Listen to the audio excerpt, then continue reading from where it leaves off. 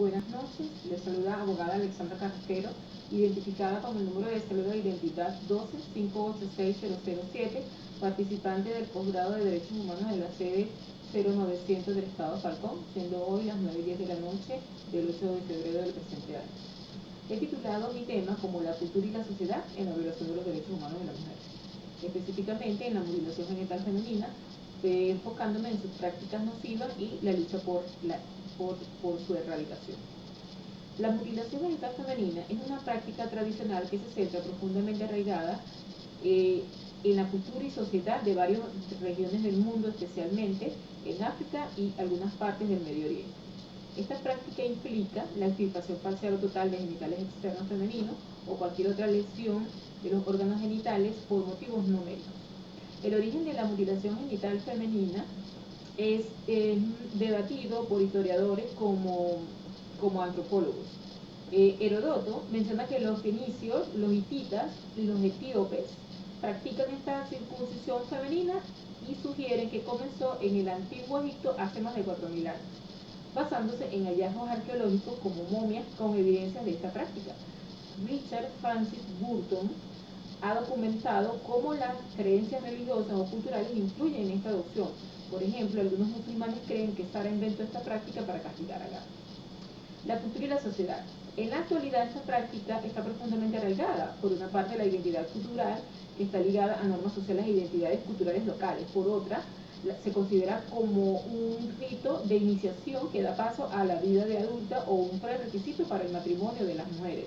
Finalmente, la presión social en las comunidades donde es común esta práctica pueden estigmatizar o rechazar a las mujeres no circuncidadas. Ahora bien, ¿cuáles son las prácticas nocivas de la mutilación genital femenina?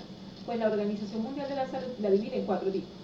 Tipo 1, recesión del clítoris, que no es más que la recesión total o parcial del glande del clítoris.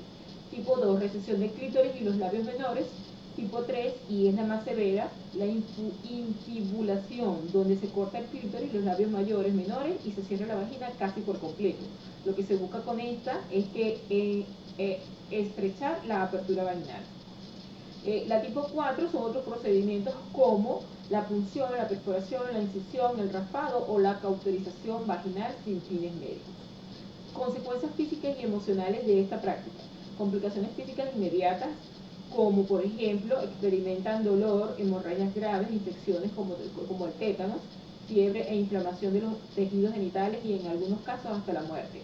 Complicaciones físicas a largo plazo, pues estas incluyen problemas urinarios, vaginales, menstruales, sexuales, mayor riesgo de complicaciones en el parto y de mortalidad neonatal, necesidad de nuevas intervenciones quirúrgicas a las mujeres sometidas a la práctica número tipo 3, requieren una desinfibulación, es decir, el corte para ensanchar la apertura de la vagina para hacer posible el coito y el parto. Consecuencias emocionales de trastornos psicológicos como depresión, ansiedad, escasa autoestima. Experiencias traumáticas que pueden recrearse durante eventos posteriores que involucran contacto con los genitales y finalmente un profundo impacto emocional que dura toda la vida. Países con las tasas más altas de mutilación genital femenina. La mutilación genital femenina se practica principalmente a las niñas en algún momento entre la lactancia y la adolescencia, y en otros casos a mujeres adultas. El medio digital EPData narra, con datos actualizados del 8 de diciembre de 2021, que según la UNICEF estima que la mutilación genital femenina se concentra en 31 países de América y Oriente Medio, de África, y Oriente Medio. Según los datos disponibles, los países con mayor prevalencia son Somalia, con al menos el 98% de las mujeres entre 15 y 49 años han sido sometidas a esta práctica, Guinea con el 98%, Djibouti con un 94% y otros países con tasas significativas como Mali con el 83%. La OMS estima que más de 300 millones de niñas y mujeres vivas en la actualidad han sufrido esta práctica y se calcula que más de 4 millones de niñas corren el riesgo de ser sometidas a ella cada año. Sin embargo, la ablación del clítoris es un problema que afecta a mujeres y niñas de todo el mundo. Lucha por su erradicación. Organizaciones internacionales. El Fondo de la Población de las Naciones Unidas, UNEFPA, por sus siglas en inglés, y UNICEF con el apoyo de Amnistía Internacional, desarrollan un programa dirigido a la eliminación y la mutilación de genital femenina y a paliar sus consecuencias. Para ello, conciencian sobre el daño causado por esta práctica y empoderan a las comunidades de mujeres y niñas para que la abandonen. La iniciativa trabaja con organizaciones activas en el ámbito de la educación y en el diálogo sobre la salud y los derechos humanos. También coopera con líderes locales para desvincular la mutilación genital de la religión y generar apoyo para su erradicación. Asimismo, con los medios de comunicación, con la finalidad de poder llegar a las niñas no afectadas todavía. Organizaciones locales: Save a Year y Save a Generation, dirigida por Asha Ismail. Esta ONG trabaja activamente en África Oriental para concienciar sobre los riesgos de la MGF.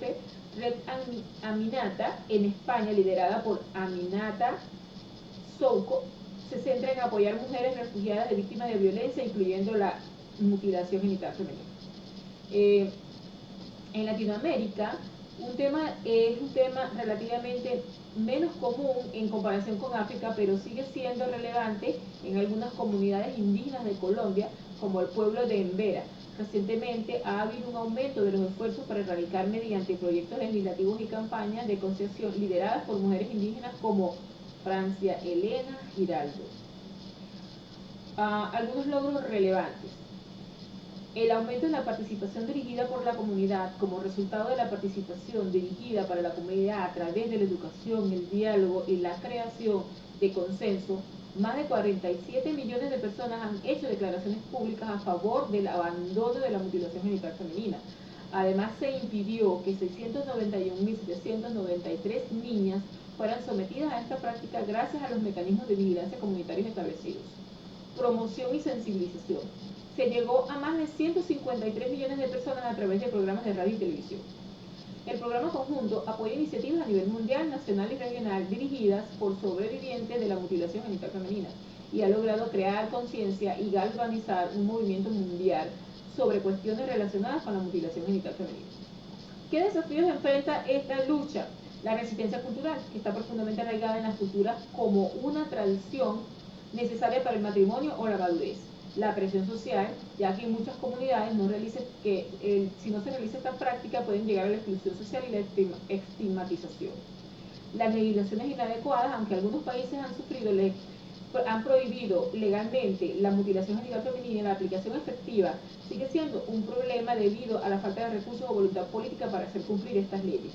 Diálogo intercultural: es fundamental trabajar respetuosamente con las comunidades locales sin juzgar sus creencias y culturas tradicionales. Sin embargo, esto requiere un equilibrio delicado entre respeto cultural y defensa de los derechos universales.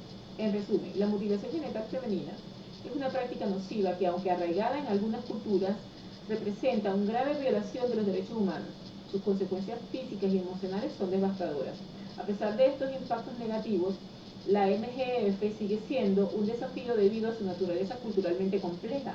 Sin embargo, gracias al trabajo conjunto con organizaciones internacionales y activistas locales, se está logrando avances significativos en la concienciación sobre sus riesgos y en el cambio social gradual. A manera de comentarios: la lucha contra la mutilación genital femenina es un desafío complejo que requiere una combinación de sensibilidad cultural, educación y políticas efectivas.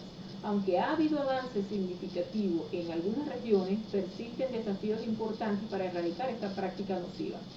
Como defensores de los derechos humanos, creo firmemente que es crucial abordar este tema con empatía y determinación, promoviendo cambios sociales desde adentro de las comunidades afectadas, mientras se protegen los derechos fundamentales de las mujeres y niñas. La erradicación total de la MGF solo será posible mediante un compromiso sostenido y una colaboración global respetuosa pero firme. Espero que la información haya sido útil y enriquecedora y que tu pasión por la justicia siga guiándote hacia un mundo más equitativo.